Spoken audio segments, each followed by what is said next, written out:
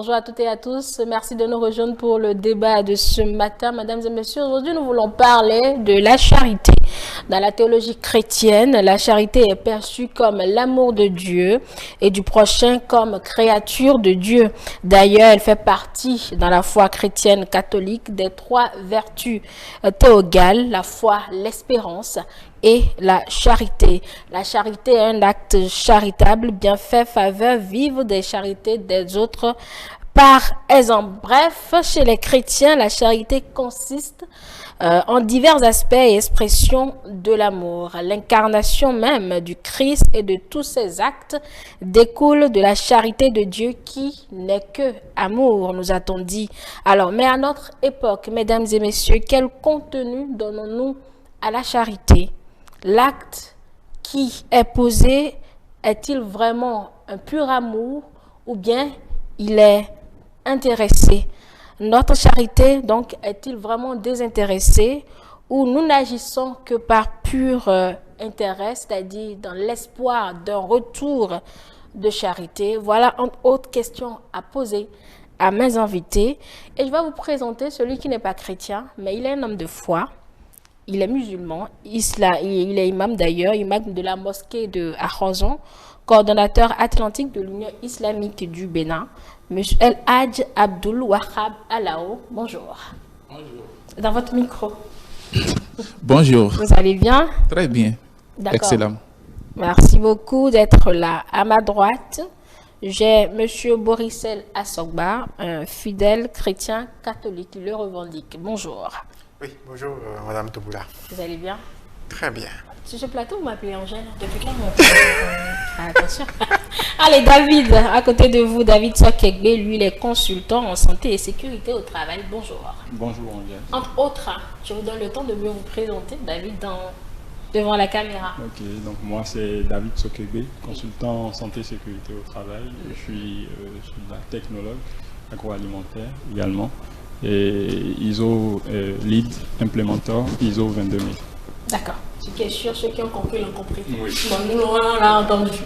Voilà. Merci à chacun de vous d'avoir accepté notre invitation pour cette thématique concernant la charité. Le thème bien formulé, c'est la charité, est-ce vraiment un acte désintéressé? La première question ira à vous, David.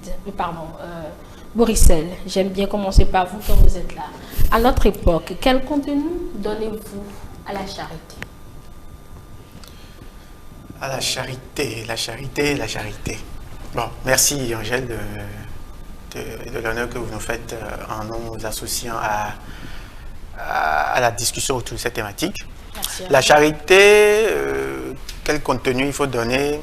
De nos jours, elle s'entend beaucoup plus de ses efforts que certains qui sont a priori plus fortunés font vis-à-vis de ceux qui le sont beaucoup moins et peut-être beaucoup trop.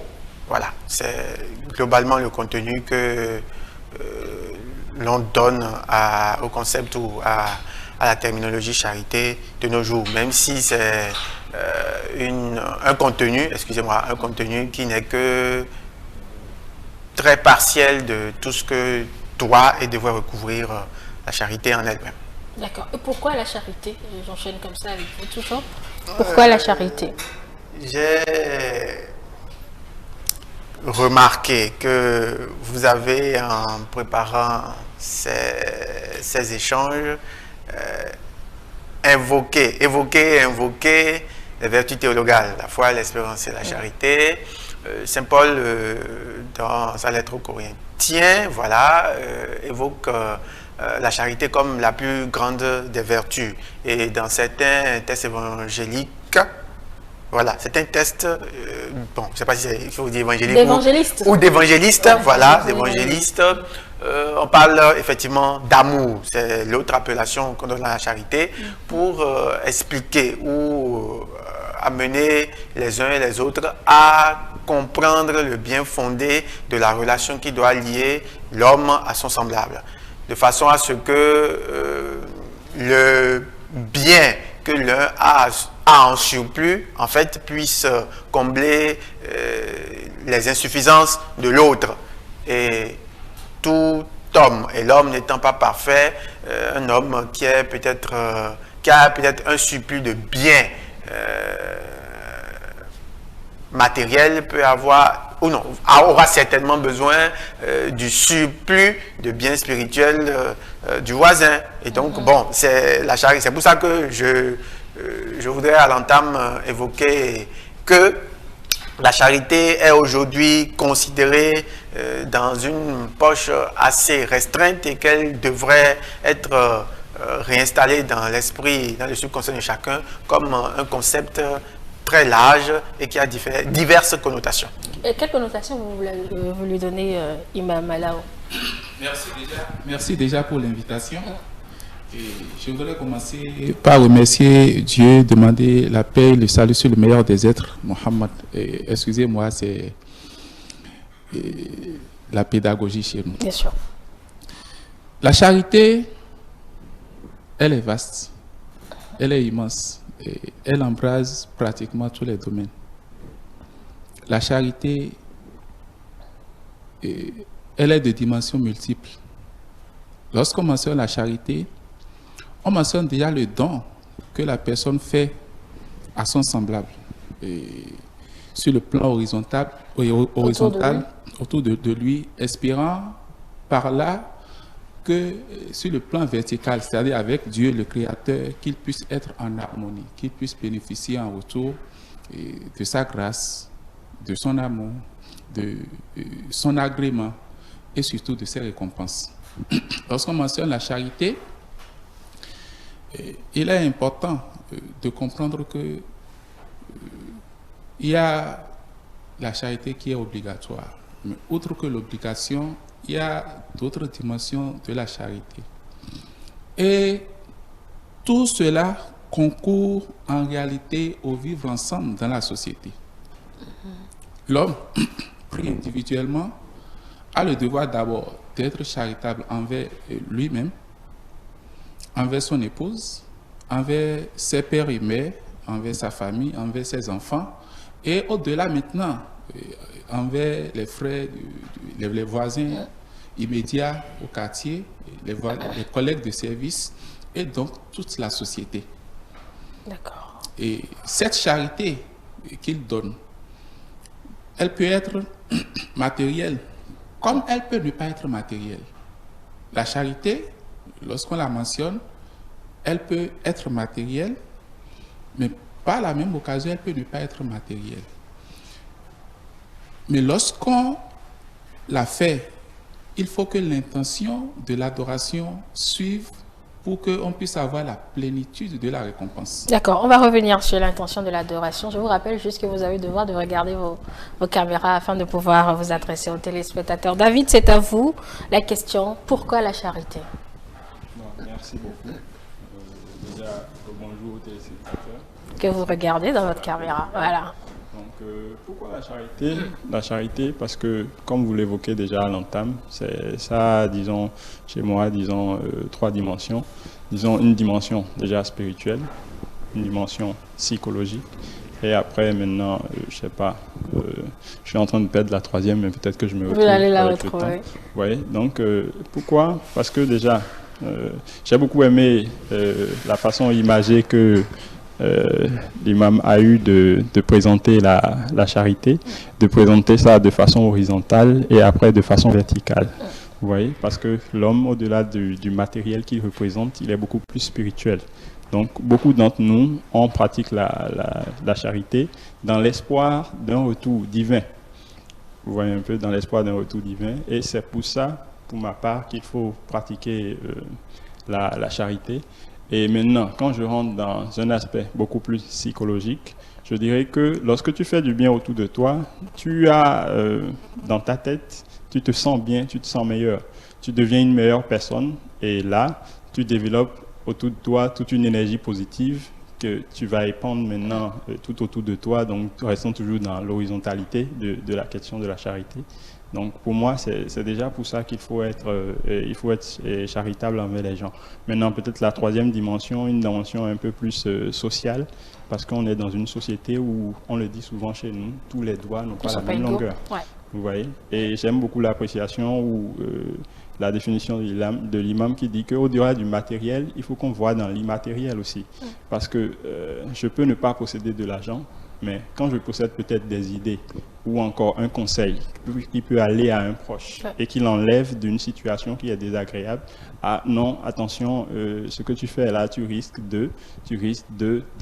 Là, on sait que la charité, elle est présente aussi. Donc, aujourd'hui, il faut dire que les gens s'attendent beaucoup plus à ce que la charité, elle soit matérielle. Et derrière cette matérialisation de la charité, on perd toute la clarté ou encore tout ce qu'il y a de spirituel. D'accord. On va faire une différence là tout de suite. Je vais poser la question à lui-même. La différence entre l'aumône et la charité. Entre l'aumône et la charité. Oui. Parce que parfois on peut confondre les deux expressions. L'aumône, c'est une charité, mais qui a rapport avec soit l'argent, directement comme cela, soit l'habit, soit la nourriture, etc. Mais l'aumône, ça fait partie de la charité. La charité, c'est beaucoup plus global, alors que l'aumône, elle est... Bon, on peut dire qu'elle est matérielle? Oui. C'est beaucoup plus matériel. Voilà. D'accord. Allez, on va continuer avec cette prochaine question. On est charitable envers qui? C'est-à-dire, c'est dans quel sens la charité va? Commence avec David ou Borixel qui prend? C'est vous qui voyez. Je peux prendre la main. D'accord. Parce que quand on parle de charité et qu'on demande avec qui il faut être charitable, je pense que la charité, ça commence déjà par soi-même. A dit l'expression ou l'adage. Voilà, la charité, ça commence déjà par soi-même. Parce que on a l'impression parfois que les gens autour de nous sont mauvais ou présentent des faces qui ne sont pas toujours, je vais dire, en griffe, hein, on aime dire que ce n'est pas catholique, vous voyez un peu. Mais c'est déjà ce qu'on a au fond de nous-mêmes qu'on reflète sur les autres. Donc, si tu as peut-être du mal à être charitable, ou que tu vois que les autres ne sont pas charitables envers toi, c'est peut-être parce que toi-même déjà, tu n'arrives pas à être charitable avec toi-même. Donc, la charité, ça devrait commencer par soi-même et après commencer maintenant à s'étendre vers ceux qu'on a de plus proches de chez nous. Maintenant, d'expérience, la charité, ça n'a jamais été, ou bien le don de la personne, ça n'a jamais été réciproque. Vous voyez, c'est apprendre à se verser pour l'autre et finalement se retrouver de la part de la nature ou bien de la société et tout ça. Donc déjà, la charité, ça commence par soi-même. Après, ça s'étend aux autres. Et on a maintenant le retour de la part de Dieu qui est exceptionnel. D'accord. Pour moi. Dans quel sens, Borixel? Voyez-vous, je rebondis rapidement sur l'intervention du consultant David pour dire que la charité doit effectivement commencer par soi-même. C'est une leçon qui est très importante et très capitale que j'ai apprise très tardivement. Oui, parce que l'aspect relatif au fait que la réciprocité est très difficile et très rare à obtenir, un aspect que j'avais souvent évacué de mon esprit. Alors que... Ou pris pour acquis? Non. Je dirais évacué de mon esprit, tout simplement. Parce que je me disais, en me référant tout simplement à l'obligation qui m'est faite de la part des prescriptions de l'Église et de Dieu, qu'il fallait être charitable en tout temps, en tout lieu, sans considérer sa propre personne. J'ai été heureux d'entendre l'imam dire que la charité, toujours dans la même logique que le consultant David, que la charité commence par soi-même. Il faut d'abord penser à son épouse, à ses enfants, à ses pères et mères, à ses frères et sœurs éventuellement, qu'ils nous envient ou qu'ils ne nous envient pas, qu'ils nous jalousent ou qu'ils ne nous jalousent pas, qu'ils nous souhaitent des jours beaucoup moins heureux ou pas, pour les aider autant qu'on le peut. Mais tout ça quand même après avoir réglé les problèmes qui sont liés à nous-mêmes. C'est bien d'évoquer que je suis fidèle chrétien. Bon, la spiritualité ou la dévotion que j'ai fait l'option d'accomplir ou d'exercer dans ma foi catholique, c'est lié par exemple à la dévotion de la miséricorde divine, qui est en un mot lié à l'amour de Dieu vis-à-vis de l'homme, qui transparaît dans ce que nous appelons les œuvres corporelles et spirituelles de miséricorde. Donc, charité vis-à-vis de qui? Effectivement, c'est charité vis-à-vis de tout le monde. Quand on se réfère juste aux œuvres corporelles ou spirituelles de miséricorde, on a l'obligation de venir en aide en fait à tout le monde, qu'il soit, quelle que soit sa condition sociale et quels que soient les rapports que nous entretenons avec eux, qu'ils soient positifs ou négatifs, qu'ils soient bons ou moins bons, on a l'obligation d'apporter notre aide tant que nous le pouvons. Donc ça va de riche en riche, pauvre en pauvre, pauvre vers riche, riche vers pauvre. Oui, je rappelle quelques-unes des œuvres corporelles et spirituelles de miséricorde. Quand on dit les œuvres, prenons d'abord les œuvres spirituelles de miséricorde. On dit vous devez prier pour les vivants et les morts. Le riche est vivant. Le parent du riche est un mort. Là, on dit de prier pour les vivants et les morts. Il n'y a pas de distinction. Il faut prier pour les morts. Ensevelir les morts, tout ça. Conseiller, apporter des conseils à ceux qui en ont besoin. Prendre le temps d'écouter. Tout ça, ce sont des œuvres spirituelles de miséricorde. Il y a des œuvres corporelles. C'est ça qui relève beaucoup plus des rapports, disons, plus ou moins physiques et matériels. Si on prend l'appellation utilisée par l'imam, l'aspect horizontal, voilà, l'aspect horizontal de la charité, qui nous encourage à voir qu'il faut donner du vêtement à ceux qui sont nus, il faut nourrir ceux qui sont affamés, il faut donner à boire, il faut en tout cas apporter son aide. Et effectivement, j'épouse l'avis de l'imam pour dire que la charité doit émaner de nous-mêmes. Ça doit être un acte volontaire et à la limite, en fait, dépourvu d'intérêt. C'est-à-dire, dépourvu, oui. Dépourvu d'intérêt, non, pas dépourvu d'intérêt, mais c'est-à-dire désintéressé. En fait, il vaut mieux dire ça comme ça. Désintéressé. On va revenir toujours sur cet aspect parce qu'il est important de faire les préalables avant d'aller au cœur de nos échanges. Alors, Imam Alao, vous diriez la même chose, la charité, c'est dans tous les sens. Il n'y a pas il n'y a pas un sens figé, précis. C'est pas forcément du riche vers le pauvre. C'est vraiment le tour, quoi. Il est important de comprendre que lorsqu'on mentionne la charité, c'est à l'endroit de tout le monde. C'est vrai qu'il y a des priorités. Le prophète sallallahu alayhi wa sallam dit Fabda bima ya'ul. Commence par tes voisins les plus proches, ceux qui sont en réalité tes charges. Et même dans les charges, il y a encore des priorités. La maman est prioritaire. En islam, l'islam fait de la maman la priorité des priorités. Ensuite, maintenant, viennent tous les autres. Lorsqu'on dit tous les autres, le papa, l'épouse, les enfants, les frères, les sœurs, etc. Ils sont en droit. Lorsque un voisin du quartier est dans le besoin de 1000 francs, que j'ai les 1000 francs, alors que il y a ma maman qui a besoin de 1000 francs, qui me dit j'ai besoin de 1000 francs, le devoir veut que je satisfasse ma maman. Avant le voisin. Avant le voisin. Parce qu'elle constitue une charge sous mon cou. Et mieux, c'est que j'ai besoin de sa bénédiction. Je suis sorti de ses entrailles. En elle, j'ai été formé, etc. Je ne saurais jamais payer la dette que je lui dois. Et du coup, elle est prioritaire par rapport à n'importe qui. Par rapport à n'importe qui, elle est prioritaire. Elle mérite mieux ma charité que quiconque. Maintenant, si je peux négocier avec elle pour dire, bon, c'est vrai que j'ai les 1000 francs, mais est-ce que tu peux prendre 500, etc. Et lui envoyer les 500, je reviendrai après pour pouvoir satisfaire aussi le voisin au quartier. Là, je fais double œuvre. Mais la priorité des priorités reste elle. Ensuite, le père, parce que c'est lui, lorsque personne n'était là, qui a sacrifié son propre bonheur pour pouvoir me construire. Parce qu'un enfant, c'est une construction. Bien sûr.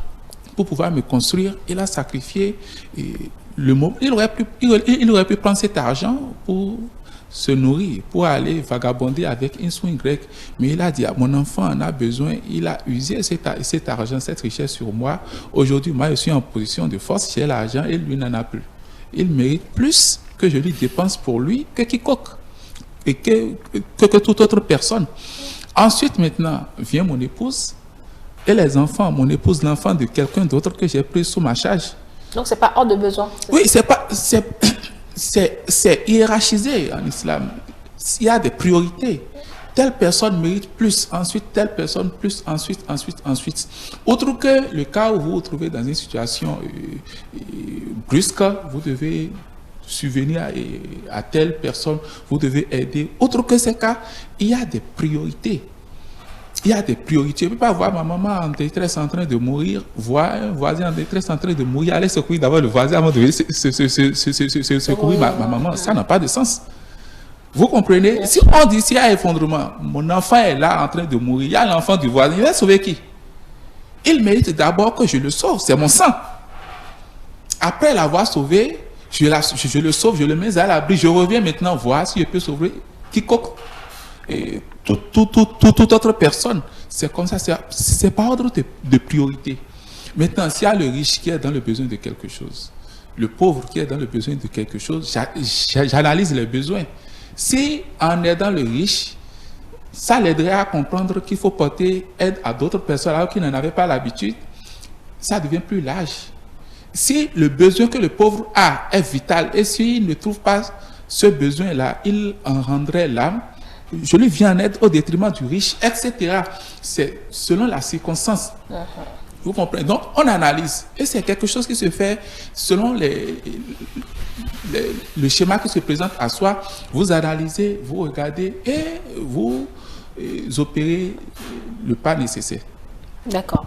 Alors, je reste toujours avec vous pour aborder maintenant le côté invisible, peut-être l'envers du décor. Est-ce que nos actes de charité sont toujours désintéressés? Pas toujours désintéressés, ce n'est pas possible. Nous sommes des humains, reconnaissons. Nous sommes des humains et lorsqu'on parle d'un être humain, en chaque être, il y a une âme. L'âme qui est en nous, l'âme veut ce qui est bien, ce qui est beau, ce qui est joli, etc. Il arrive... Il y a un adage, il y a un sage arabe qui a dit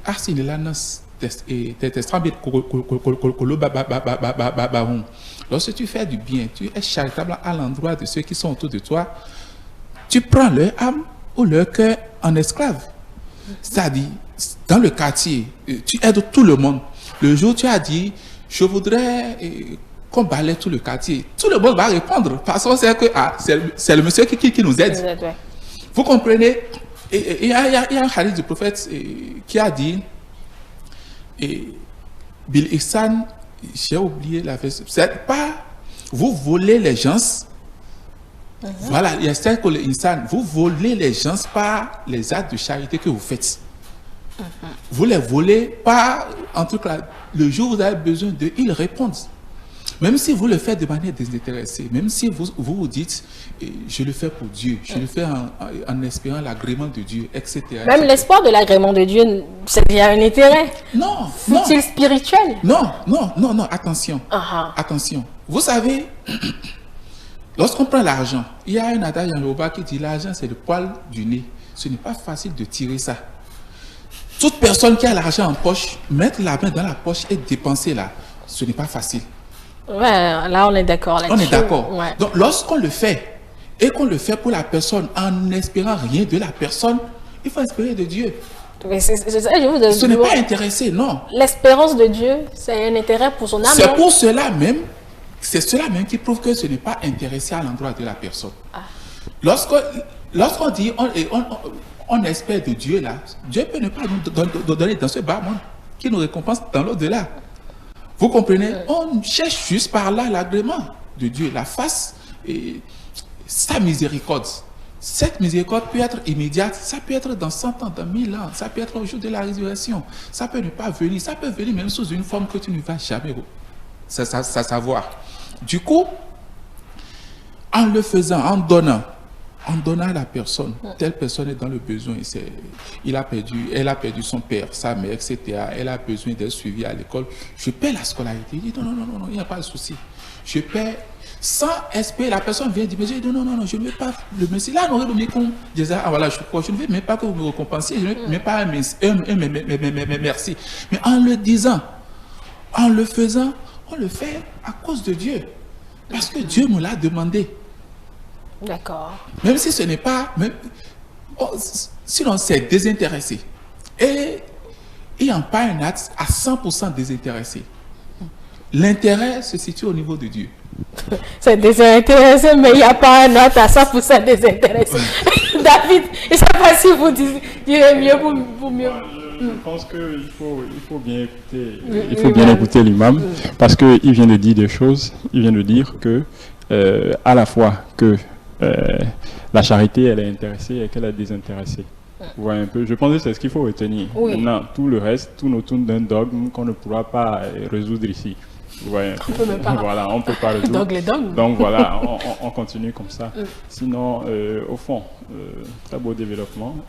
Il faut dire que lorsque je voyais l'imam, je m'attendais à ce qu'il dise que à coup sûr, là, la charité, ce n'est jamais intéressé. Vous voyez, donc ça fait un point pour vous. Donc moi, je pense que, évidemment, hein, en tant qu'être humain, j'aime beaucoup quand on dit que les États ont des intérêts, mais chaque être humain sur Terre, il a son intérêt et qu'il poursuit au quotidien. Donc, faire de la charité et dire aux gens qu'on le fait pour Dieu ou bien pour rien, non, pour moi, ce serait une illusion. Maintenant, il faut apprendre à quand même faire... comment on l'appelle, une petite différence. C'est quoi? C'est que il faut reconnaître les moments où quelqu'un a vraiment un besoin et reconnaître les moments où on est vraiment dans le besoin nous-mêmes aussi. Vous voyez un peu?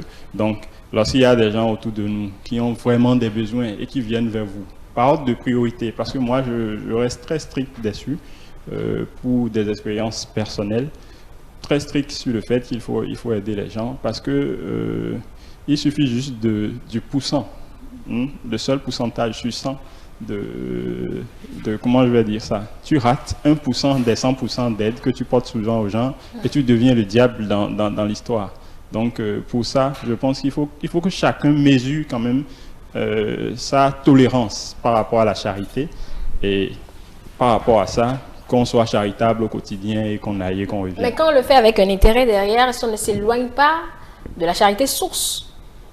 Bon, si je peux le dire comme ça. On n'est pas tous chrétiens. Hein. Et puis quand on parle de chrétiens aussi, ou bien qu'on est spiritualiste, chacun avait son niveau. Oui, votre profil est choisi à dessein parce que je sais plus ou moins neutre voilà. de la foi chrétienne ou musulmane. Voilà. Je sais plus ou moins neutre. Non, moi, je pense que la plupart de ce qu'on fait aujourd'hui, pour parler de la société moderne dans laquelle nous vivons, c'est en quelque sorte toujours une charité qui est intéressée.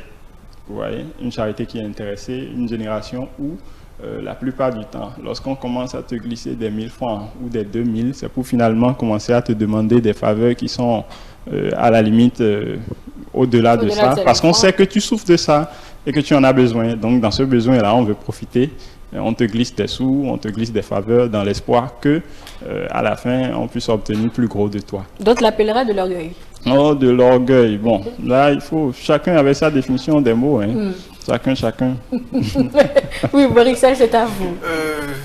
Vous permettez très rapidement. Parole de priorité, oui.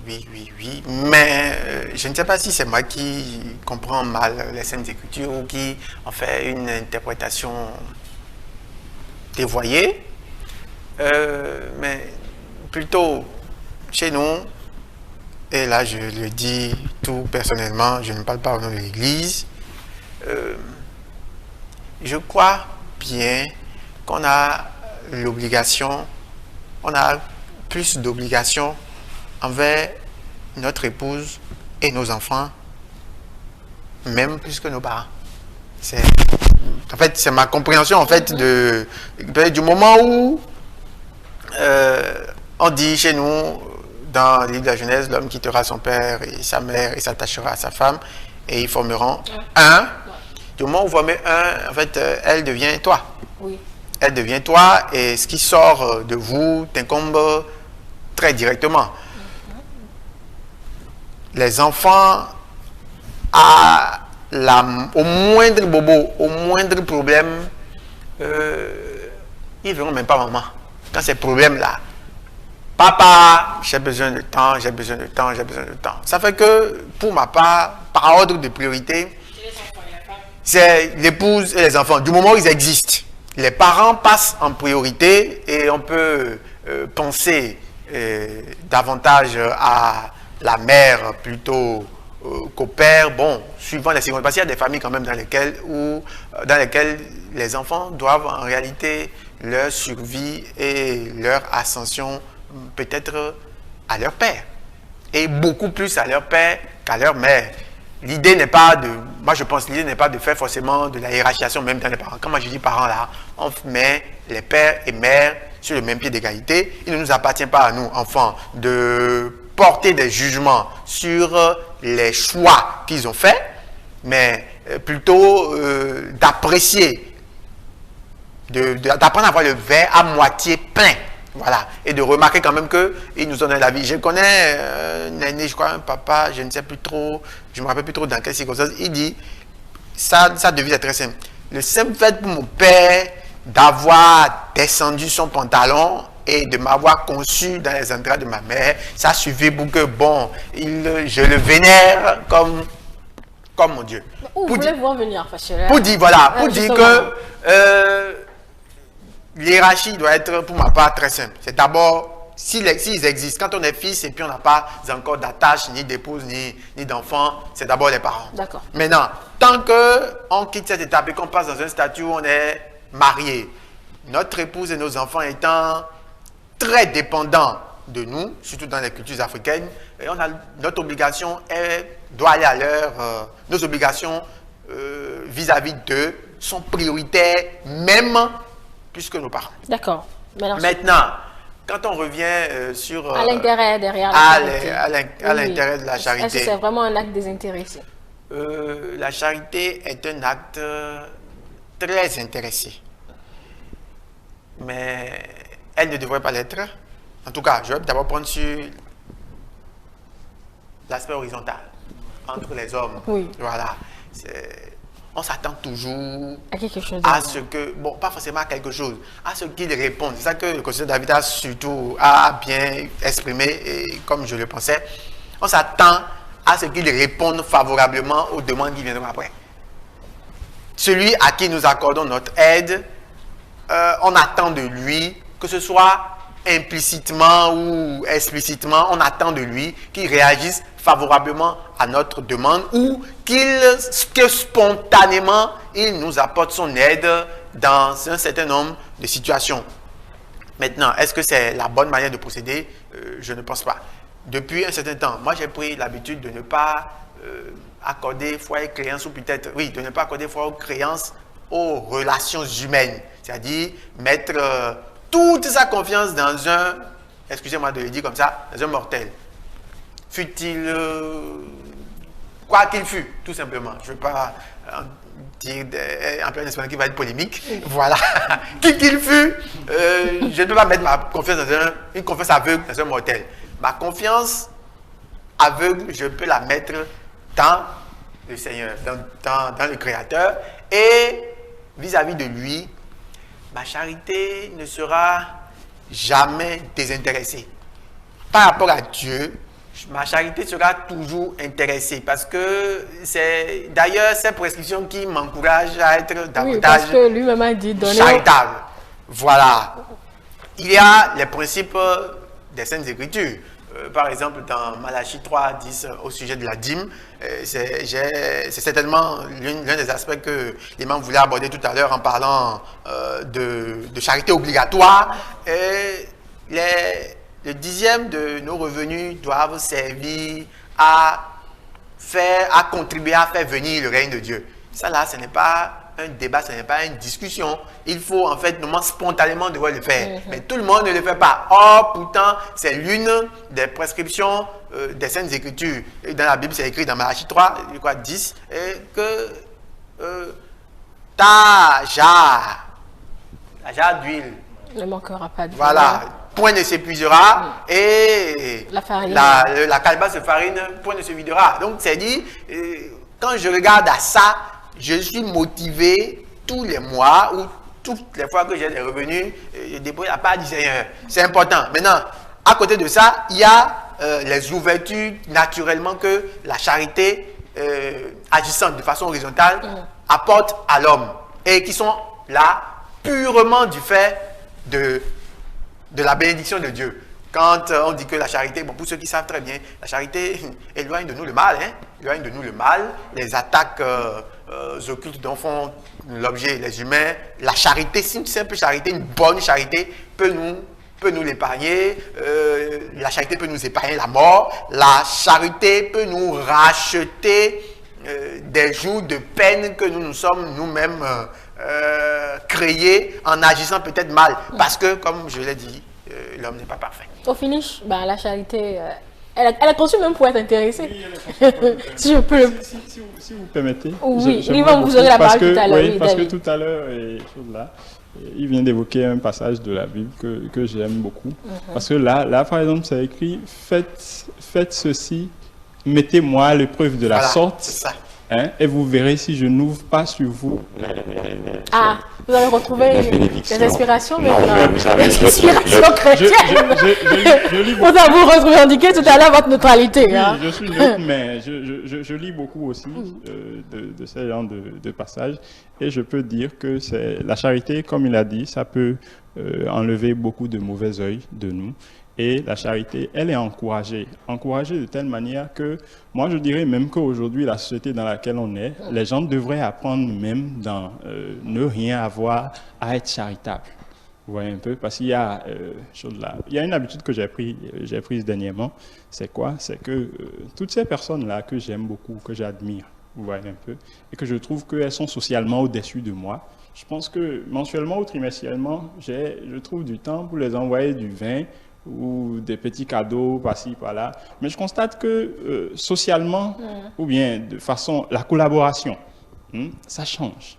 Lorsqu'on te voit, la salutation, le rire, même de loin, ah oui, viens. Même quelqu'un qui avait l'habitude de claquer son bureau avant de venir te voir, dès qu'il te voit maintenant, il est capable même d'attendre, tu le rejoins, et là, tu as vraiment une faveur de lui. Maintenant, pour celui qui possède, et qui veut faire de la charité autour de lui aussi, quand on dit que ça éloigne de toi la mort, ce n'est pas forcément de façon, je vais dire, mystique ou bien chose. Là, non. Il y en a par exemple à côté de chez nous qui ne dorment pas forcément tôt. Vous voyez? Maintenant, ta charité, 1000 francs, 2000. Et pourquoi ça là, c'est comme ça chez toi là? Tiens, 10 000 là, il faut réparer telle chose. Demain, il voit quelqu'un qui est en train de monter le mur. Il regarde, il dit, ça c'est pas sûr que c'est son enfant qui est en train de faire ça. Il est curieux, il va voir. Mais quand c'est que c'est toi qui es tout le temps aigri, même quand il voit, il dit, je vais commencer à dire ça, il va encore peut-être me dire que c'est moi qui suis le voleur. Donc, c'est peut-être pas des mécanismes assez simples comme ça qu'on peut avoir quand même agrandi dans tout ce qu'on est aujourd'hui. Donc, la charité, c'est à être intéressé et intéressé dans le bon sens. Vous voyez? Parce que, bon... Est-ce qu'il y a un intérêt dans le bon sens? Oui, il y a un intérêt dans le bon sens. David, je vais vous reposer la question tout à l'heure. Non, je ne fissais même pas. D'accord. Je voulais même dire que, par exemple, pour ceux qui sont plus aisés ou plus nantis, la charité pour eux, c'est passible d'impôt. Je ne sais pas si vous savez ça. C'est-à-dire, lorsque je fais des dons dans des organisations ou bien je crée une fondation et que je mets 100 millions, 200 millions, 300 millions dans des dons, à la fin de l'année, lorsqu'on fait le compte, c'est déductible de mes impôts. Voilà des choses que les gens savent et qu'ils se disent charitables aux yeux de tout le monde. C'est aux riches, ça. Ah oui, c'est aux riches. Oui, mais bon, j'ai commencé par plus bas aussi. Je monte pour dire quand même. Quand tu commences à monter, voilà des choses que quand tu as pris ces habitudes-là, voilà les profits que tu as après. D'accord. Donc, voilà. Oui, Imam, c'est à vous. Oui, je voudrais rapidement dire quelque chose. Oui. La charité, elle peut être totalement désintéressée. Et intéressée à l'endroit de Dieu, bien sûr, mais totalement désintéressée. Parce que si on ne clarifie pas, ce n'est pas bien. Je prends pour une histoire. Un riche qui habitait un quartier et tout le temps, il sort, il salue les gens, bonjour, bonjour, bonjour, il prend son véhicule, il s'en va. Ou parfois, même il ne se salue pas, il continue son chemin. Alors que, par la même occasion, il y a un boulanger qui, dans le quartier, chaque matin, sélectionne les gens qui sont les plus pauvres et leur envoie des pains plus X, Y, etc. Il y a un autre boucher qui envoie des viandes, etc. Bref, ils ont l'habitude d'envoyer les choses, mais le riche n'a jamais rien envoyé. Jusqu'au jour où le riche est décédé, et ils l'ont enterré. Depuis, le boulanger n'envoie plus ces choses. Et le boucher non plus, le pâtissier non plus, plus rien. Tous ceux qui recevaient ne recevaient plus. Ils sont allés voir le boulanger. Attends, depuis un certain temps, tu n'envoies plus. C'est pas moi qui payais, c'est le riche qui payait. Il payait sans que personne ne sache. Et il payait X, Y, Z pour qu'on puisse nourrir les pauvres autour de lui, mais sans espérer quoi que ce soit de leur part. Il l'a toujours fait. C'est après son décès, les gens sont réalisés que le monsieur qu'on croyait être mauvais, en réalité, c'est lui. Avant, en réalité, c'est lui qui est charitable, qui est en train de faire un signe grec Z.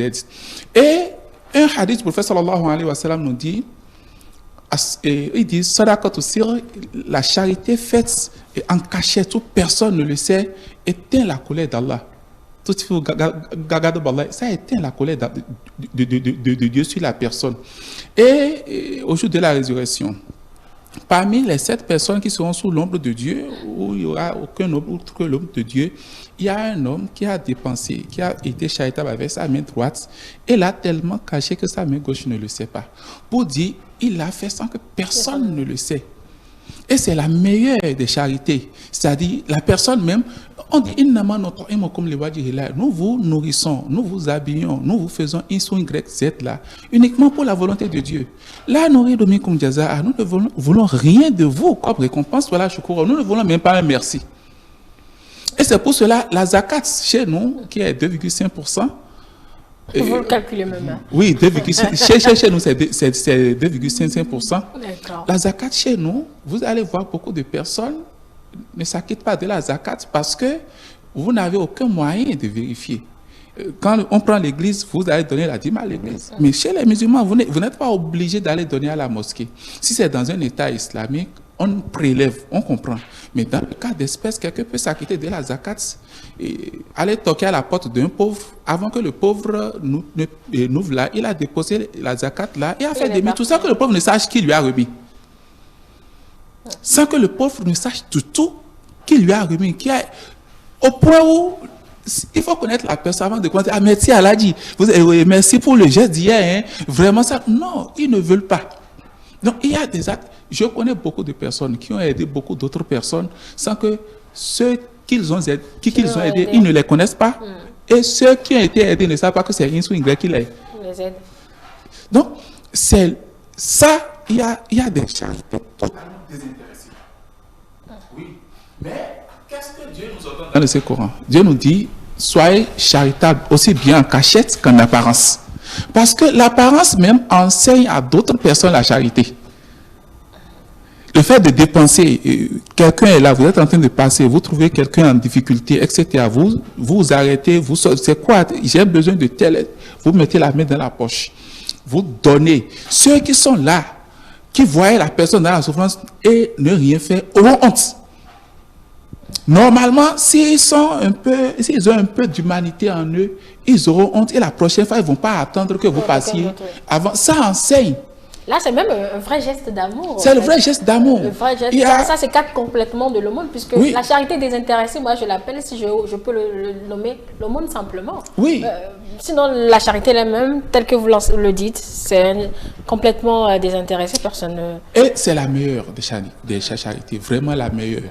Et c'est ce à quoi nous appelons les gens. Lorsqu'on parle de la charité, je l'ai tantôt dit, c'est beaucoup plus vaste, l'âge. Il y a hadith du prophète sallallahu alayhi wa sallam qui dit tabassumuk, c'est le fait de sourire en rencontrant un frère chez nous, c'est une charité. Vous rencontrez votre frère et vous le rencontrez avec un visage gai, dégagé, vous ne renfroyez pas la mine, vous l'accueillez, c'est de la charité. Et le fait est aller dans un hadith beaucoup plus loin en disant lorsque vous avez une épouse et que vous remplissez vos obligations conjugales vis-à-vis d'elle, vous faites de l'aumône, même en faisant l'amour avec elle. Ah. En faisant l'amour avec elle. De l'aumône. C'est une aumône que vous faites en faisant l'amour avec votre épouse et en l'amenant à l'orgasme. C'est une aumône que vous faites. Et elle fait quoi dans ce cas-là? C'est une aumône. Parce que vous mettez la joie dans son cœur. Parce que vous mettez la joie dans son cœur. Et lorsque les compagnons prophètes ont posé la question au prophète, mais comment est-ce qu'on va faire l'amour avec nos épouses si c'est une aumône? Il a dit, attendez, lorsque vous allez faire ça au dehors, lorsque vous commettez l'adultère, ce n'est pas un péché? Ils ont dit oui, si vous faites ça dans le halal, dans le licite, c'est une aumône. Si vous faites ça à votre épouse, ce n'est pas à la maîtresse ou à la mère, etc. Vous faites ça à votre épouse, c'est une aumône. Vous avez des récompenses en faisant de l'amour. Pour dire, nous avons des multitudes et multitudes et portes d'être charité. Personne n'est assez pauvre pour ne rien avoir à donner en charité. Et par ricochet, personne n'est assez riche pour ne rien avoir besoin. Quelle que soit la personne, a toujours besoin de quelque chose. C'est pour ça, l'aumône ou la charité, c'est à l'endroit de tout le monde. Sur le plan vertical, c'est à l'endroit de tout le monde. Des plus âgés aux plus jeunes. Maintenant, je voudrais revenir sur le cas de la priorité en islam pour dire, lorsqu'on prend une épouse, vous savez, souvent même, on ne subvient pas directement au charge de l'épouse, puisque c'est elle-même qui, de notre argent, prend ce qu'elle veut, elle dépense. Et les enfants sont là. Parfois même on fait budget commun, etc.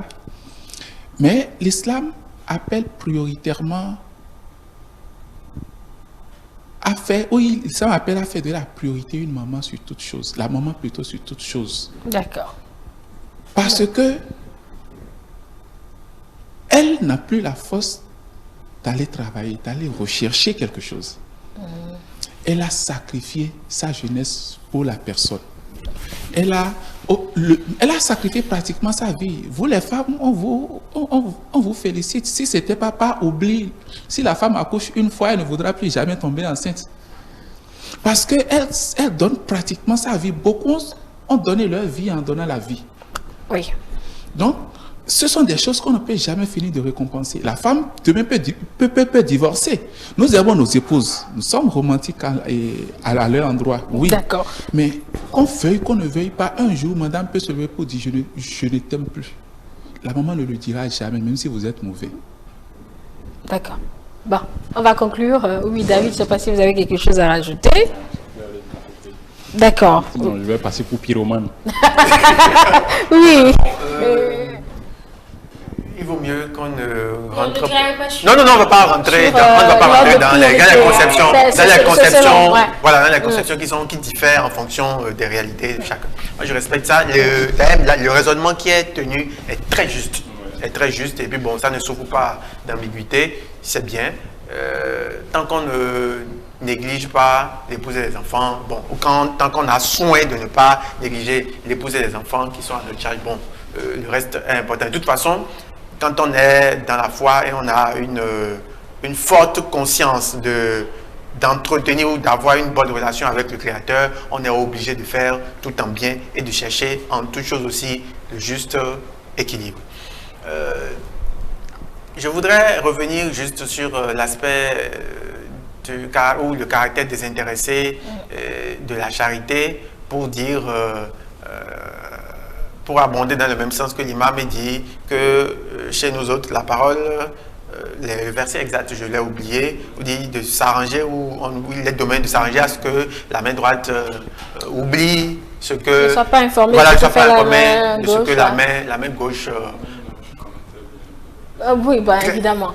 Continuez. Maintenant, je voudrais aller jusqu'à dire que le caractère désintéressé de la charité peut se réaliser ou peut-être peut se voir, se manifester non seulement dans le fait de faire ça de façon cachée, mais aussi et surtout de le faire vis-à-vis de personnes en fait qui ne peuvent dans aucun schéma humain ne peuvent vous être reconnaissants pour les actes que vous posez. Le monsieur que vous avez rencontré sur la route et qui s'est approché de vous, qui vous a demandé de l'aide que vous ne connaissez ni d'Adam ni d'Ève et auquel vous avez apporté une certaine aide,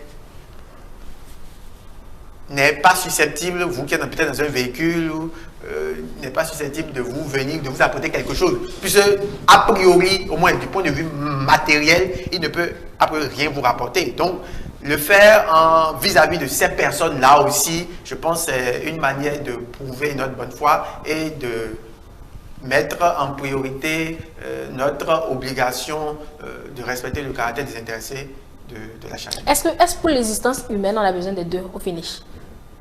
D'intérêt et désintéressé, de la charité pour exister. La charité doit être intéressée vis-à-vis de notre Créateur. La charité intéressée vis-à-vis de notre Créateur, moi je trouve que c'est une obligation. Personne ne pourra venir me convaincre de ne pas de ne pas accomplir des actes de charité, que ce soit suivant les prescriptions de l'Église, que ce soit suivant les prescriptions de Dieu, que ce soit suivant les règles sociales, de ne pas attendre que Dieu me récompense. Ça là, ce n'est pas possible. Je serai toujours en attente de la bénédiction ou de la récompense de Dieu par rapport aux bons actes que je pose. Ce qui est recommandé, c'est de faire une charité, de faire preuve du détachement, d'être capable, quand bien même on espère que la personne à laquelle on est en train d'apporter notre aide, quand même on espère qu'elle nous viendra en aide à un moment ou à un autre, ou bien qu'elle répondra favorablement à notre demande plus tard, de se mettre suffisamment au-dessus pour ne pas être déçu quand la réciproque ne viendra pas. Voilà. Je dirais la même chose, David. Oui. Ce sera la même chose chez vous? Oui, ce sera la même chose. Moi, j'aimerais dire que déjà, la charité, c'est ce qui nous rapproche le plus de Dieu. Parce qu'on dit qu'on est créé à son image et lui qui ne lésine pas sur les moyens quand il faut par exemple envoyer la pluie dans le champ du méchant, du bon, de tout ce qu'il y a. Donc si on doit être à l'image de celui-là qui nous a créés et de qui je pense tout être humain a peur entre griffes, vous voyez un peu. Donc quand tu recherches à être bien vu de cette personne-là, il faut que tu pratiques la charité. Donc je vais dire... comme on l'a dit, on doit cultiver le détachement, vous voyez, du matériel qu'on apporte ou bien encore du soutien qu'on apporte dans les vilains jours ou les jours de tumulte de ceux qu'on a autour de nous et quand même s'ouvrir, de faire le don au maximum, peu importe ce que ça nous coûte, parce que tôt ou tard, disons, il y a un adage qui dit que la nature ne respecte rien sinon ce n'est pas le temps. Ce qu'on fait et qu'on ne respecte pas le temps, la nature ne le respecte pas. Vous voyez un peu. Donc, peu importe ce que les gens vont faire, quand tu es charitable et que tu n'as pas son retour, aujourd'hui, demain ou à n'importe quel moment, ça viendra. Parce qu'on est, par exemple, dans une époque où on arrive facilement à faire une comparaison entre un cocotier et une salade. Vous voyez un peu. Oui, aujourd'hui on arrive à faire une comparaison entre un cocotier et une salade. Dans la salade, c'est 3 mois. Le cocotier, vous voyez toutes les années qu'il faut pour que ça éclore quand même. Maintenant, quand tu es appelé à de grandes choses et que tu es charitable et que tu as bon cœur, la nature te met des épreuves. Vous voyez. Et malgré ça, tu vas persévérer à être bon. Tu vas persévérer à être gentil et c'est au bout de l'effort que ce cocotier que tu es, tu deviens finalement ce que tu dois être. Donc ne pas regarder quand même à ce qui se passe autour de nous et vouloir, non. Ne regardez pas à ce qui se passe, non. Soyez charitable le plus possible. D'accord. La main qui ferme, d'ailleurs, ne peut pas recevoir. Voilà. Si tu te retiens de donner, tu ne pourras pas recevoir ni de Dieu, ni même de ceux qui savent que tu as besoin de telle ou telle autre chose pour avancer. Merci. Je voudrais dire les étapes de la charité. La plus haute étape, il y a 5 étapes de la charité. La plus haute étape, c'est ceux qui font de leur vie une vie de charité. C'est comme s'ils vivent même pour les autres. Et ils savent que tout ce qu'ils ont, ils ne l'ont pas apporté. Et ils ne vont pas l'emmener. Du coup, mieux vaut l'user pour Dieu. ils vivent en permanence tout en faisant l'effort de mettre à l'aise ceux qui sont autour d'eux, sans le moindre intérêt. Et ils savent que la charité que l'on fait ne diminue rien de la richesse que l'on a. Au contraire, ça la bénit, ça l'éclore. Il y a un passage coranique qui dit lorsqu'on prend l'exemple de ceux qui sont charitables, dépensent sur la voie de Dieu, c'est comme si on prend un grain de maïs qu'on met sous terre, qui sort et qui donne 7 épis de maïs. Sur chaque épi, il y a 100 grains. Vous avez mis un seul grain, vous avez 700 grains. Et Dieu dit, je peux encore multiplier au-delà de cela pour l'être humain.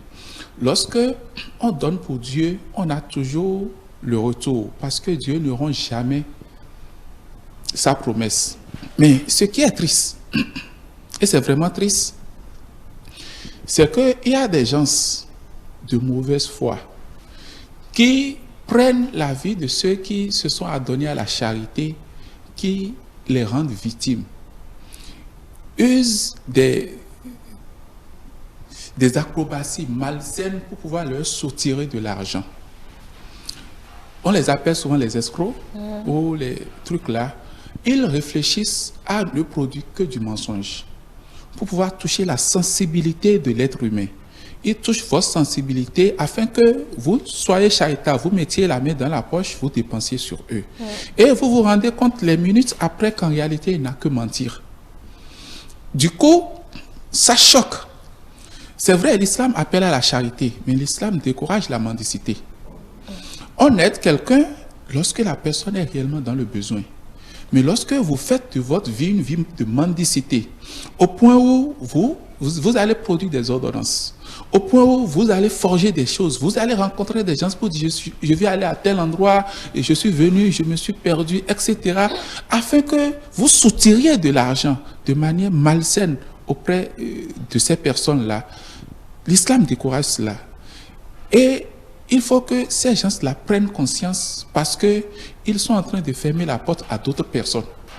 L'histoire qu'ils posent, à laquelle nous croyons, et qui est une histoire montée de toutes pièces, il y a d'autres personnes qui sont en train de vivre l'histoire de manière réelle. Et puisque eux, ils ont escroqué à travers cette histoire, celui qui, de manière réelle, est dans la situation, vient vous voir, vous êtes obligé de dire, c'est comme ça vous dites, c'est comme ça vous faites. Malgré que vous avez bon cœur, vous doutez avant d'être charitable. Alors que, normalement, si on est dans une société, et il y a un hadith qui dit, l'exemple des croyants, etc., c'est comme un organisme humain.